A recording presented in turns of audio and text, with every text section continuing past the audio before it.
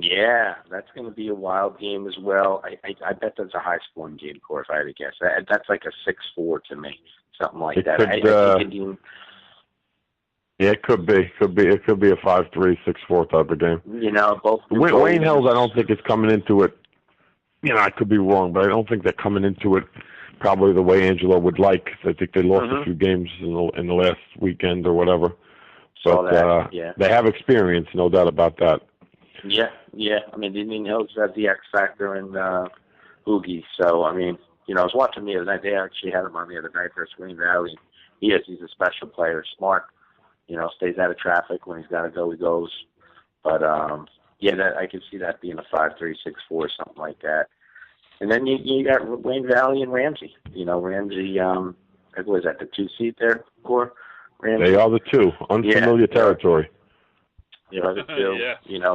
When healthy and everyone's there, like a lot of teams, they'll be dangerous. Wayne Valley can certainly put the puck in the net. It's just, can they do it for 45 minutes? I don't know. Yeah, Wayne Valley's a nice story this year. Much improved team. Justin Lissio's doing a great job as a coach. Yeah, yep. So they got in the States, which is good. Didn't we have Coach on? I mean, 2 years ago, didn't they really struggle? Like 0 wins or close to 0 wins, and then to bounce back to rebuild the program. Yeah, definitely. All those. So kids, that's a good story for them. Yeah, they were all freshmen or sophomores. I remember. And was really done a nice job. The kids have stuck it out, and see if they can get upset in Ramsey, and they're in the States. I mean, that's a big deal. So hopefully they can maybe surprise somebody in the public B this year. So we will see. All right, now let me ask you this. Both of you, let's pick a winner here. Give me the winner of the Liberty Division. Core. And then I'm going to ask you one more question. C2, you're up. C2 is up. C2 is the hockey liaison for the Big North. He picks no predictions. He does not predict. He hopes for good sportsmanship, and I'd like to give the trophy to the best team at the end of the tournament. All right, I'm going to have to pick. Kev, you go first. Yeah, I think at the end of the day, being a 1 seed, looking at their track record, being focused, I know Nick will have them focused. I still like Lakeland. I think the most complete team. It won't be easy, by any stretch, but I think they, I should say, squeak it out. But I still like Lakeland. I really do. All right, you're going Lakeland. Now, I have an affinity for Lakeland. We've had players and coaches on the show this year, so I certainly do appreciate that. Okay. But listen, I don't forget what this show is built on. It's built on the Alex Whalen Player of the Week Award. Although he is gone, the legacy remains. I am taking Ramsey. Okay? Okay. And, Cory, because you're a chicken and because you're afraid to go out on a limb, your job as we break down these brackets is to name one dark horse candidate. Indian Hills. All right. So is your conscience clear by picking a dark horse? Picking Indian Hills because their coach is a former goalie, and he was very tough for Fairlawn to score in many years ago. So we're going to go Indian Hills and Coach Davicino. Everybody's tough for Indian Hills, for Fairlawn to score on these days. Now we're talking past. Jesus. All right, moving on. What do we got here? Come on, let's go here, boys. It's hockey night. Freedom. Freedom Division. Yeah, go ahead. We got Paramus and Pascack Valley. Very interesting game. Very interesting. Paramus is the one team I really haven't seen C2. Pascack Valley, we played them twice. Definitely a team that has talent to put the puck in the net if they play a full game.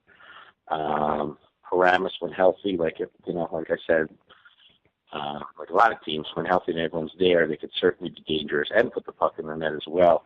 That's a toss-up game. I don't know. I agree with you. I think that's a toss-up, and to be honest with you, Northern Highlands was playing Tenafly in the other game in the 3-6 matchup. Northern Highlands played Glenrock 3-2 last night. I saw the goal with 30 seconds to go. Oh, was it 30? Wow. Yeah. Wow. Jason always has his teams peaking around this time of the year. They always are ready to run at this time of the year, so you don't know. And let's face it, Andy Scal is a top coach, and he's if I'm not mistaken, Lakeland Tenafly started the year off extremely slow, and they got Matt Brown eligible after the new year, and he's one of the better players in the county, so he has the ability to lead that team. So that's an interesting matchup too. The other game, obviously, Glen Rock and Old Japan. It's going to be really tough for Old Japan to compete there. Glen Rock is, I say, Glen Rock right now is probably one of the best publics in the state. The public A, B, you name it, they're right there. They're very, very strong. Yeah. Kev, pick the winner. Well, don't forget St. Joe's is still there. So, I haven't seen enough of Joe's. I've seen Glen Rock. Interesting that Joe's beat them early in the year by 2 or 3 goals, and they haven't. Actually, if I'm not mistaken, guys, while we take, they might be playing right now. I'm pretty sure they are, actually. Let's go out to the rink for it. We'll try to get an update while we're talking, but if the seeds do play out and it's 1 against 2 at the end, no offense to any of those other teams, but if it does play out, that's a get your seat by the glass there and watch that game, because that's going to be a really good game. Yeah, I'm going to go out on a limb and take Joe's. I mean, just by basically a flip of a coin, but I think they'll be ready and focused. Not to say that Glen Rock won't, but for argument's sake, I'm going to go with Joe's. Their depth. That's what I'm going to go with. I mean, they played St. Peter's the other night. I saw a 4-2 or something, I believe. I don't know. You can go either way, and C2 will probably agree with me. I mean, that's a toss-up. No, he won't do anything of the sort. I know. I like both coaches, and I like both teams, to be honest with you. I've seen them both, but the most impressive game for me this year was Glen Rock against Don Bosco. Because I think if you would have, Don Bosco carried it a little bit more, but I was, I'm not going to be. I will be surprised if Glen Rock is not in the finals this year. Yeah, that's a pretty bold statement at this point to say that, because it's a not easy road to get there.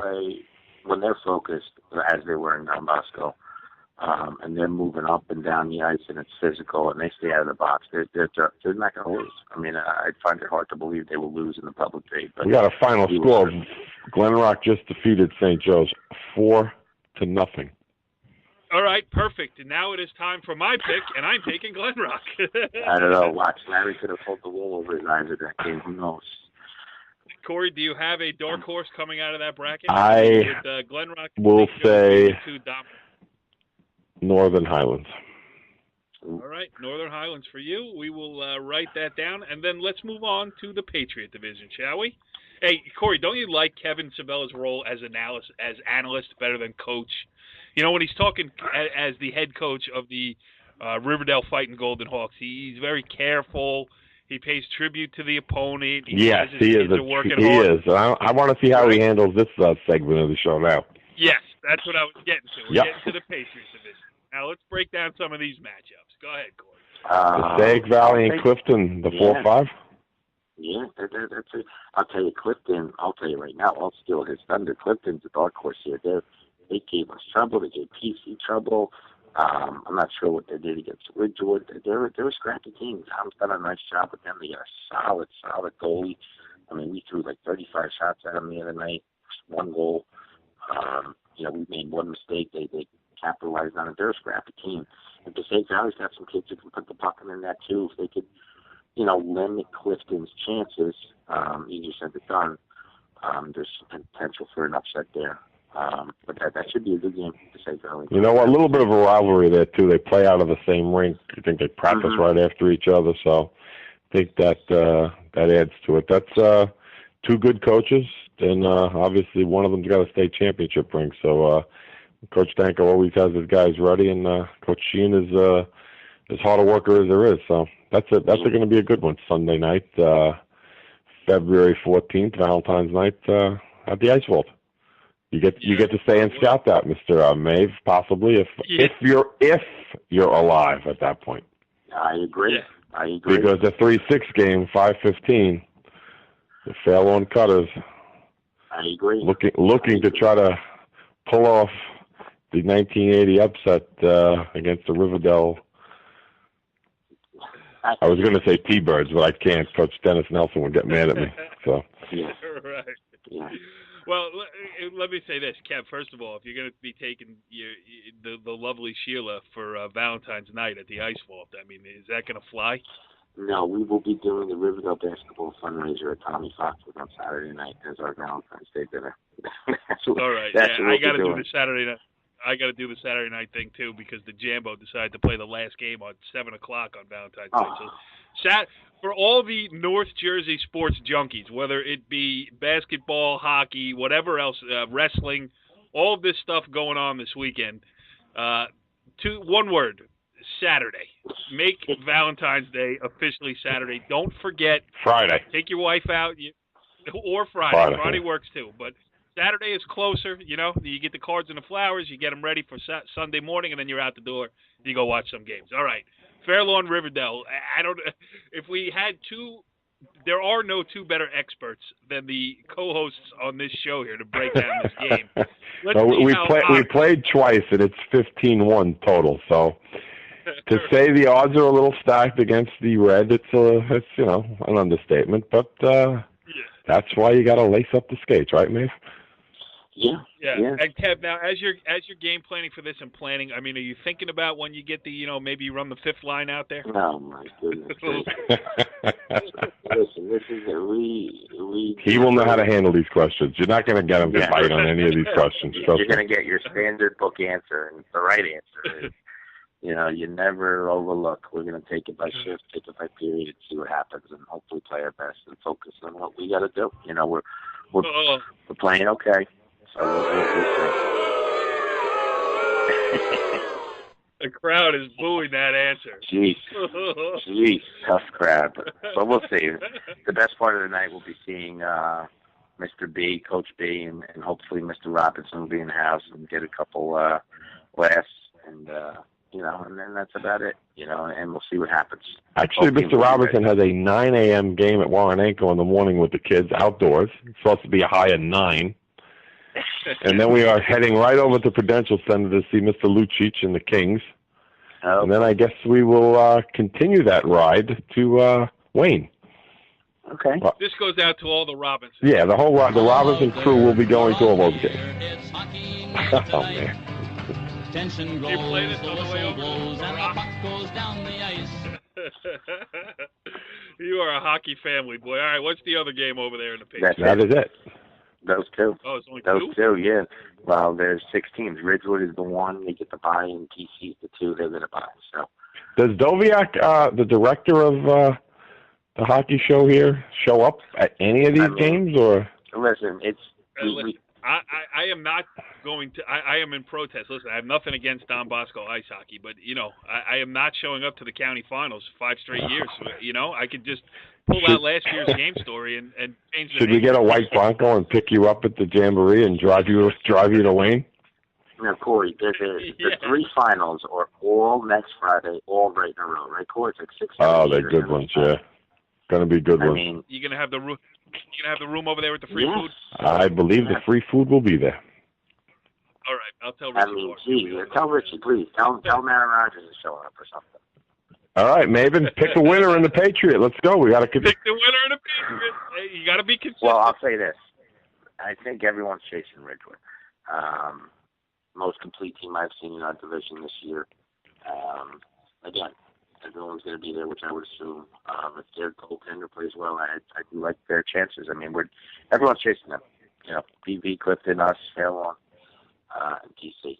So until someone proves them wrong, and they've been winning. So and with Cory, Clifton as my dark horse. I don't know if I heard that right, but I think I just heard the Maven pick Ridgewood to win the Patriot. No, I said we're chasing them. Okay. Just want to be clear. Yeah. All right, and you took a dark horse. I'm going to go out on a limb here because I'm a big fan. I'm taking the Fair Lawn Cutters to pull off an epic upset in round 1, and then carry that momentum straight through, and they'll be hoisting the Patriot Cup. What about that? Director of the year, right there. Well, all right. What do we got? That'd be great, but I don't know. I don't know. That's a tall order for the kids, but we'll see. They'll do their best. I think Paramus Catholic has the best goalie in the division, so I think that makes this Patriot playoff year kind of interesting. Patera can play. I don't know how he played with you guys, Maeve, this year, but watching him in the Garden State games last year, I know he was pretty good there. And whenever I see him play, he's always pretty solid. He's very good. Very good. So that opens. If the seeds hold, we got some really, really classic games, but we know the seeds don't always hold. So let's talk Gordon Conference hockey. Yeah. I was just adding up the Riverdale goals against Fairlawn. My dark horse is the Riverdale Hockey Club. All right. Riverdale HC. All right, the Gordon. Gordon, baby. The big boys. Oh, boy. It's where, Loaded. What do you think? Break this one down for us, Kev. Go ahead. Well, go ahead, Cory. I'm still bringing it up. Go ahead. I mean, it's Bergen and Bishop Eustace are playing right now. The winner to face Dell Barton, and Bishop Eustace is winning 1-0 after 2. Earlier today, we had or yesterday, Gloucester Catholic beat Seton Hall 4-0. They will play Bosco on Sunday at 6:15. So, Maeve, while you're in the process of playing the Cutters, the Iron Men will be on the other surface playing Gloucester Catholic. So that should be interesting to say the least over there. I think Johnny Goudreau's father is the coach at Gloucester, if I'm not mistaken. Yeah. And, I mean, obviously Del Barton's the favorite, but I think Bosco is a co-favorite with them. You could probably flip a coin there. The other interesting matchup, you got CBA St. Peter's, a 3-6 matchup. A 4-5 matchup, Pope John St. Augustine. I mean, these are, all quality, top-level teams. This is the Big North Football Conference right here, C1. This is all the powerhouses. Yeah. I mean, I'd be hard-pressed not to see a Bosco Del Barton final. Looking at a dark horse, maybe St. Augustine's. But, I mean, geez, you could pick almost anybody, to be a dark horse here. It'd be nice to see Bergen get a win there down at Bishop. It's a long ride home, man. That's what Gloucester's thinking coming up here. No, you're right. You're right. So, maybe they can. Well, at least the football is finally following the hockey model. It took about 12 years, but they're starting to look and going to have something similar to what we got in hockey. So that's good. Let them all in the state tournament. Let them play. Yeah. You get twice the power point. Exactly. To take on one of the hey, listen, you pencil Fairlawn into one of those games. Maybe you get a Bosco St. Joe's on back-to-back weekends. You're a shoo-in for the football. I think we'll pass. On that one. Just testing the waters of the new NCAA. Not happening. I think you know what? I have no stake here, but I'm gonna predict Bosco to win the Gordon Cup. And I think they're going to beat Del Barton in the finals, and I think it's going to be a classic overtime 3-2 game. Didn't they play during the regular season? Split. Didn't Bosco beat Split. Yep, they played twice. Okay. Yeah. All right, Kev, your choice in the Gordon division. I don't do this a lot, but I agree with him. I think Bosco's going to pull out a tight one. We never agree on too much. But yeah, I think this is it. And I like Cory's prediction about a tight game, and then getting maybe Mr. Mazzella, since we had him on the show, we'll get him again on the show with the game winner versus Del Barton. You know what? I have seen Del Barton one time this year, like a period and a half of them, and they're robotic. They're the same every year. I mean, sometimes they're just a little bit better, but they're really good. And I don't think that if you look at it. Bosco in goal, Masenko in goal, obviously Mazzella and some of the surrounding cast with Mickey Burns and some of the other young forwards they have. I mean, it's a toss-up game. Del Barton's a slight favorite, but the interesting thing is, doesn't mean anything really until they get to the finals, because if they overlook, they could get knocked off before they even get there. What I like about Bosco, too, is they won some close games this year. They came back and won some close games.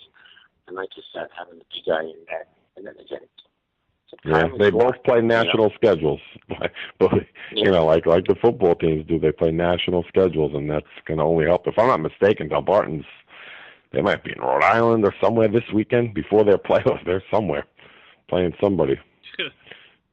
Yeah. And the further north you go, the better the competition gets. So after you possibly win the Patriot division, maybe before the state tournament, maybe you guys can go up to Maine for a weekend and a little training camp or something. We're going little pond hockey on Sabella. There you go. For other reasons. Maybe we'll be up there for other reasons. So. Yes, I once covered a North Star Academy hockey game. Oh yeah. So it's fun. We also have the seating meeting. NJSA seating meeting is the 16th, so we'll be able to report all those good things to bring to the show that night. Hopefully, maybe we'll do a show that night or in that area. And that could be a good night, or that Thursday, maybe something like that. Yeah.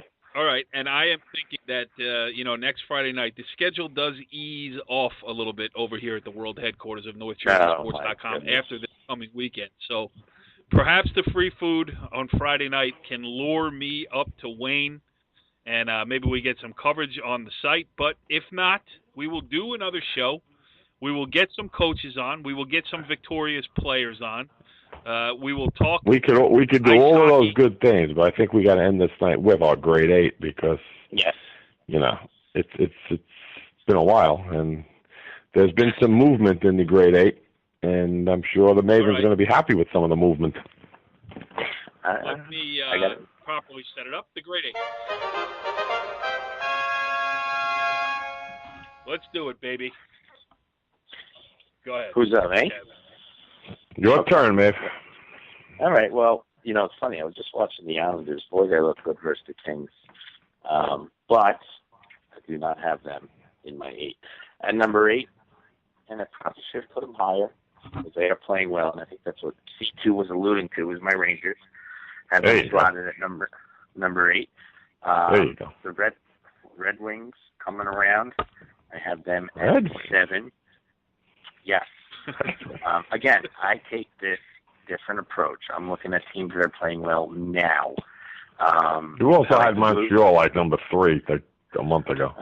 Can I finish this? Yeah. The Blues at 6, still have confidence in them. Kings at 5, even though they just got their doors blown off. It was 4-1 when they turned them off. The Panthers, and not the Carolina Panthers. Panthers I have in my top 4. The Dallas Stars still sticking around, still playing well at 3. Cory's favorite, the Hawks at 2. And the big guy, Mr. Ovechkin, with 82 points, 83 points, caps at 1. How about no Canadian teams in Kevin's grade 8? There ain't going to be any in mine either. So. There you go. Dead state of affairs for the national game above north of the border. I mean, when we have the Florida Panthers and the Dallas Stars, come on, let's go. How about them Cowboys? All right. We're going number 8. We're going to go with the St. Louis Blues. We're keeping them around there. Good team. Number 7, move them up, Maeve. New York Rangers. Oh, okay. I think you need. I watched you last night. I think you need to do something though if you're gonna really get deep this year. I think you need to do a little something more. Looking at the Caps and looking at you, there's a little difference. Number 6, I do like the Tampa Bay Lightning still with the experience last year. Oh my God, you and the Lightning. Yeah, I like them. I just remember last year that Game 7 at Madison Square Garden that I happened to be at. I remember that game well. So we're going 5 with the Dallas Stars. Maybe, just maybe, if they win, something will explode in that city and it'll rub off on that new football stadium that we have there, and something good could come out of that, but I doubt it. RG3 under center. Yeah. That would do. I'll sign him up, baby. Sign him up. We didn't need DeMarcus Ware, by the way. We decided to get rid of him. He wasn't good enough for us. Right. Greg Hardy fit that bill a little bit better. Number 4, the Florida Panthers. Oh, there we go. Why they're not called Miami when they play in Miami, I do not know. C1, look that up for us for the next show, please.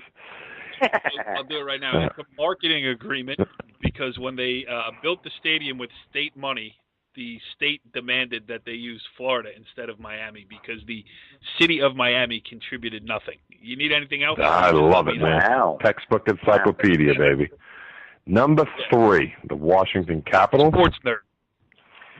Number 3, I like them. Right. I think they're good. I don't. Yeah, you're not sold on them. No. I am sold on them. I just can't put them ahead of the other two teams because I know the other two teams are so battle tested. The Los Angeles Kings, number 2. They've been on this East Coast road trip now for a lot of nights. They probably I would guess to say from Boston to New York. I gotta think that they probably had a few stops along the way the last couple of nights. Maybe that's the reason for the bad showing tonight in Brooklyn.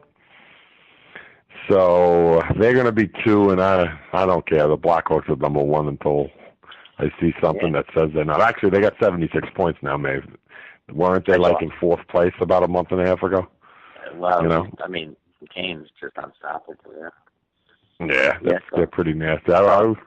We could have a Chicago-Washington final. We could have a Chicago-New York final. L.A.-Washington, L.A.-New York. Who's been playing good, too? Almost cracking as the Penguins have been playing well. Until the blue shirts beat them up last night.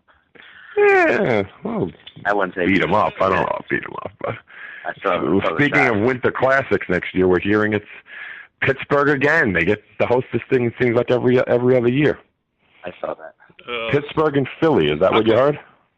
Hey, what's wrong with Yankee Stadium? What's wrong with? How come they can't play it in Marlins Park down there in Miami? You want to know the truth? I was there this summer. What a place for an indoor hockey game, boy! I'll tell you, that is a gorgeous stadium. Wait a minute, has the NHL contacted Secaucus owner or no, or the rink manager? I think there's a possibility of that. We might be able to host something like that. We'll fit about 300. We could have Alex Whalen come down and do a pregame clinic. Yes, we could have that. And the Ross Mandione show is being brought to you tonight by. If it's about 15 degrees out here, and think about where Ross is up in northern Michigan, it probably can't be so much better. Yeah. Probably. Northern we're covering all topics, and while we're at it, let's make America great again, guys. All right, let's make hockey great again. We'll leave it at that. We'll make hockey great again. We will do it next week on It's Hockey Night. We'll see you then. Follow the leader.